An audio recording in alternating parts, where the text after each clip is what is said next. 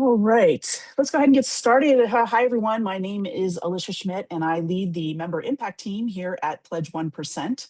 We're excited to share a little bit more about why Pledge 1% is good for the world and good for business. So just a few notes about the call before we get started. One, everyone on the call except for the presenters today will be muted. So please put any questions that you might have into the chat window and we'll answer them at the end of the presentation.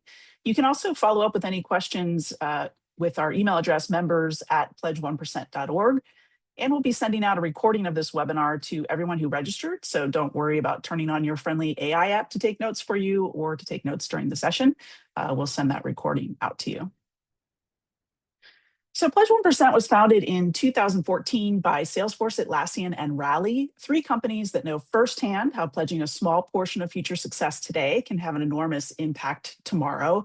In fact, Mark Benioff from Salesforce has famously said that it was easy to pledge 1% time, equity, and profit when Salesforce first started because they had few employees, virtually no equity, and no profit.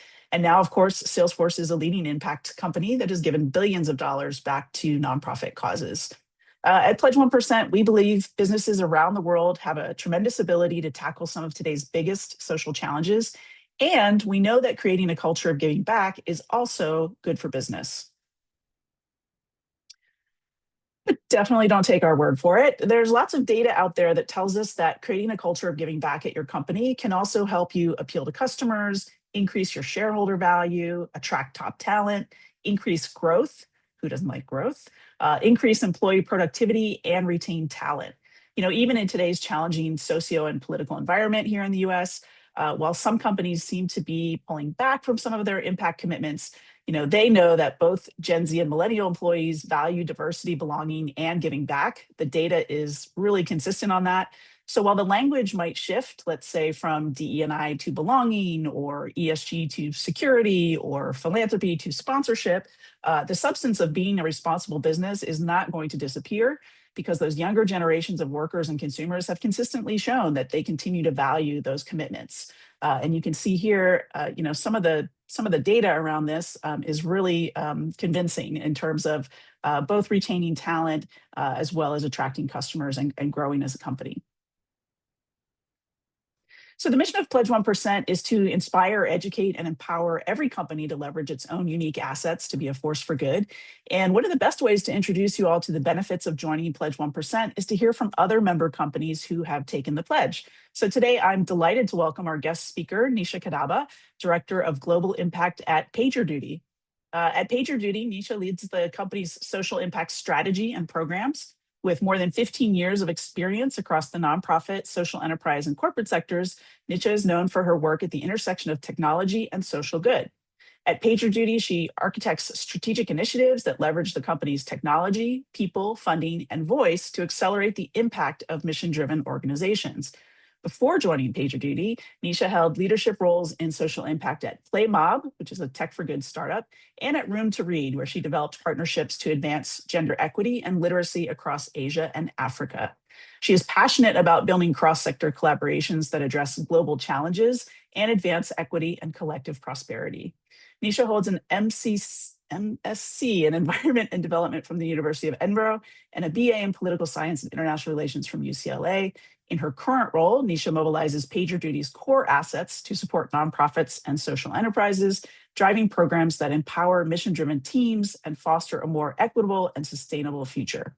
She's also active in the broader impact community, and thank you for joining us today, as well as serving on boards and speaking on topics like AI, innovation, and social responsibility. Welcome, Nisha, and thank you so much for joining us today. To kick us off, can you tell us a little bit about PagerDuty's journey with Pledge 1%?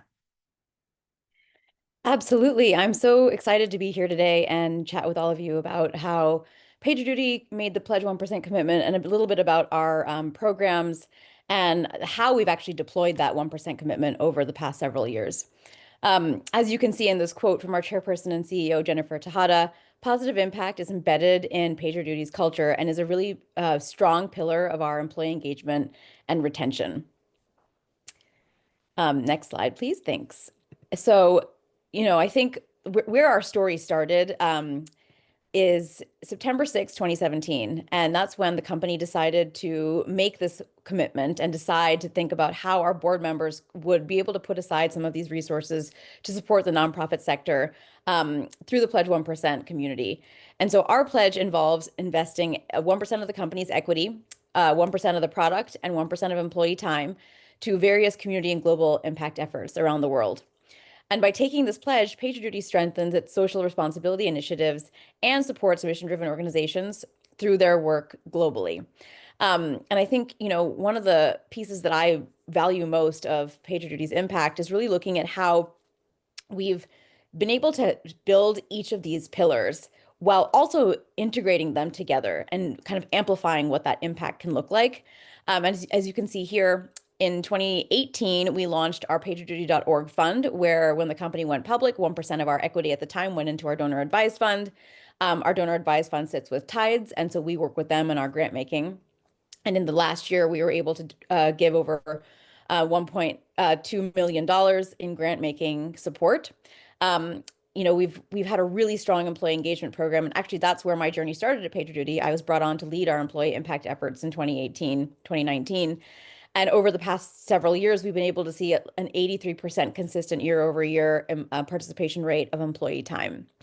And then our product pillar has kind of been the last to evolve, but really holds a big, stronghold in our program today.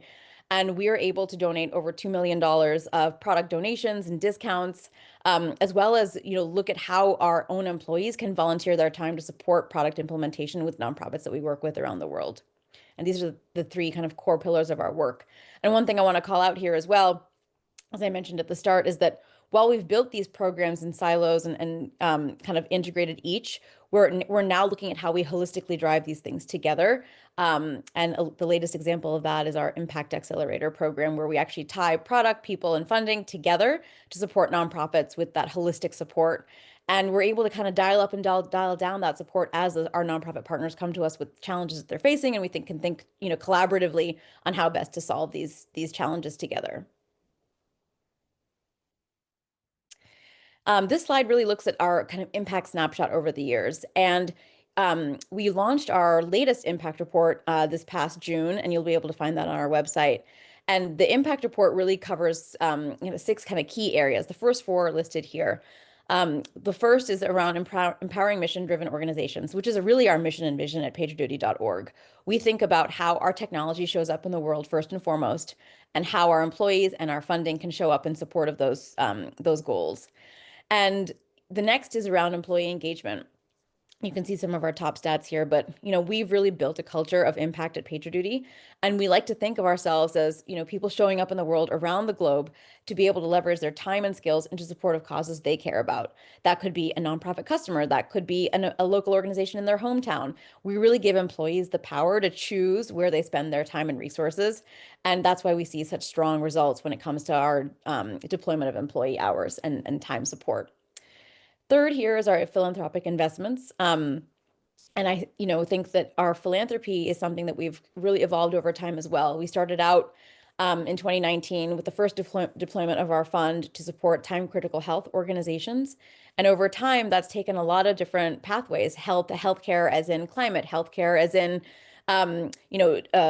rapid response and crisis response delivery, right? Like there's lots of ways to think about how our technology can show up for these organizations, and how our philanthropy funds can support that technology deployment and ensure that they're actually funding those, really key causes like general operating support and things like that, where we provide unrestricted funding to these causes that people really want to shape the impact around. The fourth pillar that we launched, I would say 3 years ago, is our sustainability function. And this one is really around how we, drive our 100% renewable electricity goals, as well as thinking about how we deploy some of our climate philanthropy and creative capital towards climate organizations as well. The last 2 here that you'll see is around our community recognition, and this is something that's newer to our work. As we've evolved our philanthropy and giving over time, what we've really realized is that, we need to center all of our philanthropic work on the needs of our nonprofit partners and customers and nonprofit organizations. And so we really take this listening first approach and understand what exactly is going on in the nonprofit sector and how can PagerDuty use our resources to best address those challenges.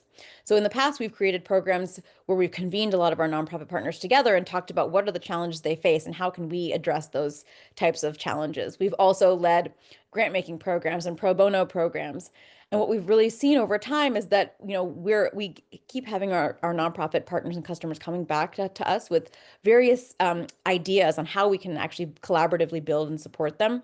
So we're proud to have such a great kind of NPS score that our nonprofits rate us on each year. And this score is kind of cumulative of all the support that we give to the community. And then they're able to give feedback to us in this manner, which I think is a really transparent way to understand how we are affecting change in the sector and ensuring that our nonprofits are actually getting like valuable support from us. And I think that's the difference as we see our programs evolve over time, rather than just direct grant making, writing a check and kind of moving on. We're trying to build more of this convening power and coalition power and thinking about how collaboratively we can work together with the sector. And this score kind of is a reflection of that growth over time, which I think is an important call out I'd like to highlight here is, how are you measuring that change that you're trying to drive and what value are you bringing to the nonprofit sector? And then how can you learn from that feedback from your partners to then iterate and improve your program delivery? And then lastly, and this is a really important piece, more and more as we see the sector evolve is around our governance and accountability. This includes things like responsible AI governance. How are we working with our legal and our ESG teams to ensure that we're deploying responsible AI and ethical AI at our company, as well as advising nonprofits in this space as well. So this is a newer program that we're kind of driving forward as we think about how nonprofits come to us with some of their AI challenges and helping them think through like what does that ethical lens look like as they adopt some of their own tools and think about this space. And then there's also around how do you develop governance structures that work in favor of your organization. And we try to think about how we can collaborate more fully in this respect as well. Thank you so much, Nisha. I have to say 83% of your employees giving back is pretty incredible. So congratulations on that. That's a great number. And as someone who spent a lot of years in the nonprofit sector, I love to see that you're measuring that NPS score with your partners and that it's so high. It's really, really incredible. So thank you. We're going to come back to you with some questions in just a minute. But right now we're going to talk a bit about Pledge 1% programs. At Pledge 1%, we have 4 different pledge types: equity, 1% of company shares; product, so donating product or discounting product to nonprofit organizations; profit, 1% of company profit or revenue or a product line to be donated to a cause or causes of your choice; and time, which is our most popular pledge type, which is basically giving 1% of staff time for volunteering. Most of our members start small. They start with a time pledge and often expand over time. Again, our Pledge 1% framework is incredibly flexible and allows you to design a giving back program that works best for your employees and your business in the stage that you're in now. And it's really designed to sort of, again, start small and grow with your company over time. You give what makes sense to your business. You give to what causes make sense for your business and your employees. Again, super flexible way to sort of start building philanthropic programs at your company.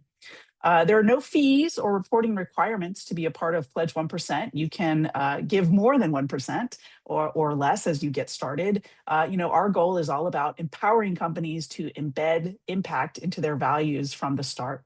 We're not here to slap your hand. We're here to inspire and empower you to make and sustain a commitment to giving back and supporting you in sort of developing those long-term programs and a legacy for giving back at your company.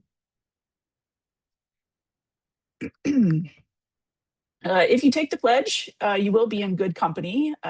We have more than 19,000 members in more than 130 countries, including some of the most well-known brands out there like Canva, Unity, Atlassian, PagerDuty, lots of others. And so we'd be super excited for you all to join them. It's really easy to get started with Pledge 1%. So if you go to our website, there's a pretty simple pledge form. We just ask that you identify who in your organization is going to be driving your sort of social impact or pledge initiatives, and then have your founder or CEO register your pledge online. We'll throw up a link for that in the chat in just a second here. And then after that, you'll be asked to join a welcome call, meet the community team, and start your onboarding with Pledge 1%. And we'll provide a bunch of resources to get you started, as well as expertise and support as you put your pledge into action. This year, actually, Pledge 1% is celebrating our 10th anniversary, so it's a great time to join. It's a well-established movement with a huge network of folks and companies that are interested in social impact, and we'd love for you to be part of the next 10%, or excuse me, the next 10 years. Sorry about that. All right, so I want to go ahead and open it up for questions now. Again, while we wait for sort of questions, if you can put them into the chat window or the question widget there, we'll take them as they come in. As we wait for that, Nisha, I'm curious to hear kind of what advice you might share with folks who are starting to embed impact in their teams. How do they get started? How do they not feel overwhelmed? Yeah, I think, the point you made earlier about starting with time as a baseline, I think is a great idea. Because then what you can do is you can kind of test some of these programs and iterate on what works well. I think for us, we started with time at the company, and then we developed our product donation program, and then we launched our fund, right? We like took each kind of piece one at a time to be able to establish some best practice around each. Um, and then 3 years in, we realized like now that these pillars are really set in stone and we know what works, we can integrate them and create that multiplier effect with the 1% commitments across those programs. But I would say that the best piece of advice is to start somewhere, identify one area where you think you might get traction with quickly, prove the value to your executives, and then pick up on where that might lead to next, whether it's your product, whether it's funding. I think all those pieces are great to layer upon once you have those foundations built, but starting with one and building that foundation is really critical. Awesome. And I think along the same lines, I'm going to do a little follow-up question here because it looks like we don't have any questions in the chat. Again, if you have questions, feel free to put it in the chat or into the Q&A widget. But I have a follow-up question around, you mentioned responsible AI and sort of the transition that you're seeing there. There's been a lot of need for adaptability, let's say, this year. I'm curious how in your organization, how are you all kind of adapting to the changes that have happened this year and this new technology that is essentially creating these ripples of uncertainty, let's say, in the world. How are you guys addressing that? Yeah, so I think there's a couple pieces here that I would love to touch on. So the first is around, building collaborations within your organization with the key teams that are driving this work forward, right? So I think, initially we thought about like who is making these decisions around like AI adoption and the tools that we're actually using. And that would be our kind of legal and product team. So we made sure that the social impact and corporate responsibility team has a seat at the table to be able to represent that responsible framework, as also like think about the ethical guidelines, et cetera. And PagerDuty is not a very large company, so I think it was a little bit easier for us to kind of get that face time with those teams to be able to ensure that they're integrating the kind of value system that we all bring forward and represent as the CSR team. So I will say number one is like, collaborate with those key teams and find a way to ensure that those voices are being heard. And I think that, now our company has launched an ethical AI policy. We have responsible guidelines for adoption. We have our product teams kind of following these pathways as well. And that's that really goes to show the effort where collaboration kind of drives those outcomes that you want to see.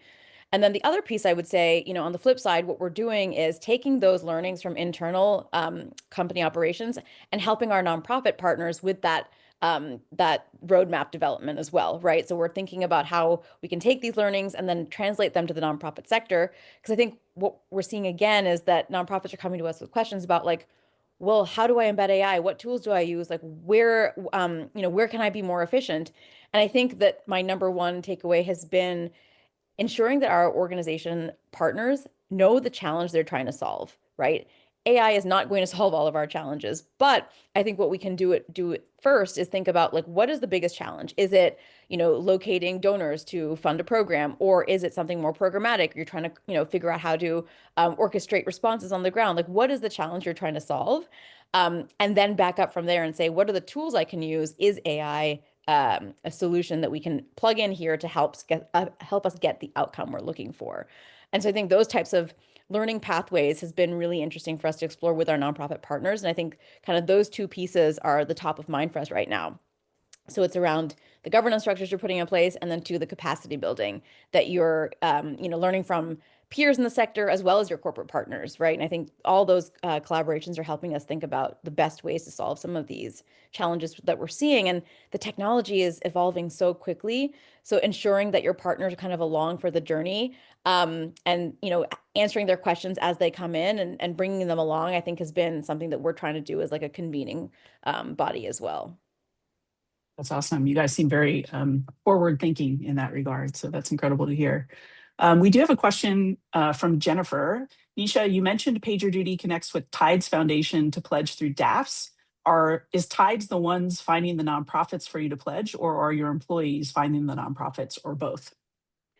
All of the above. So, what we do at PagerDuty is we have an employee grant making program where employees can nominate causes through our PagerDuty.org team, and we work with those employees in each of our regions to think about like what are their goals for the region, right? So we have 8 regions.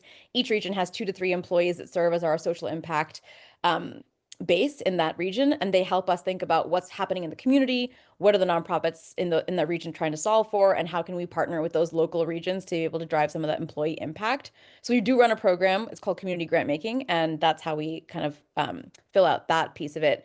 And then the kind of our strategic grant making arm is really around that higher level discussion of what does PagerDuty.org want to be known for. So in the past, that was kind of a time critical health focus. We've expanded that into health and climate and education. And we're thinking about what partners we can fund at that level to be able to drive that larger kind of impact story. And we're also thinking about, an AI first lens here too, because we want to make sure that we're using what our technology is good at to be able to help nonprofits around the world with some of their technology transformation challenges. So our kind of strategic focus is that technology operations piece with a healthcare, climate, and education lens. And then our community grant making piece looks at more of that local issue area focus and how we can help employees make decisions about where they'd like to spend some of our money to then help those kind of local causes as well. So I like how we've split out that kind of funding into 2 key focus areas. I think that's also helped us, gain the recognition with our employee base while also answering those kind of bigger, kind of global challenge issues where we might have a role to play on the technology transformation side. And linking those 2 things together has been a great strategy for us as we kind of have evolved over the years. All Does right. that answer your question? Any other questions? I'm going to just give people another minute or so to enter any other questions here. Again, this is designed to be kind of a quick introduction to P1 and hopefully get you inspired. For more information on Pledge 1%, you can go to our website, pledge1percent.org, spelled out as a word there. Michelle, if you can go to the next slide. You can also reach out to us directly at members@pledge1percent.org if you have additional questions or need some additional information before you sign up. So I'll just give everybody one last minute here if there's any last burning questions. Oh, I see another question. Yep. Thanks, Jennifer. So how many nonprofits do you typically partner with year over year through Pledge 1%? And do you repeat with the same nonprofits year over year? That's a great question. I think that, our foundational work, as I mentioned, was around time critical health. And so we've made grants to, a variety, maybe between 10 and 12 organizations over the past several years. And some of them are multi-year partnerships that we've been able to reinvest over time.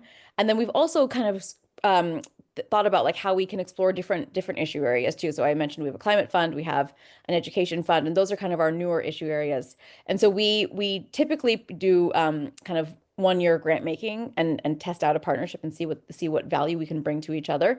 And then also we invest in kind of these multi-year commitments. So we have a variety here.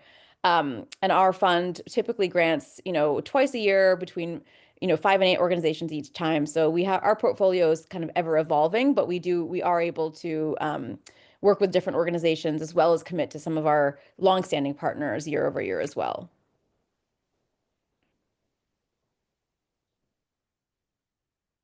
Thank you for that. Any other questions? Make sure I'm looking at every option here.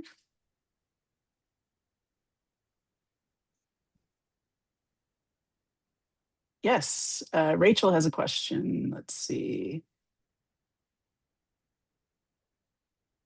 All right. I will follow up with Rachel myself here. It looks like we don't have any other questions, but Nisha, I just want to say thank you again. Really appreciate you spending some time with us and sharing your story. Really appreciate it and love seeing the work that PagerDuty is doing. So thank you so much. Thank you for having me. It's great to be here, and feel free to reach out with any other questions if they come up.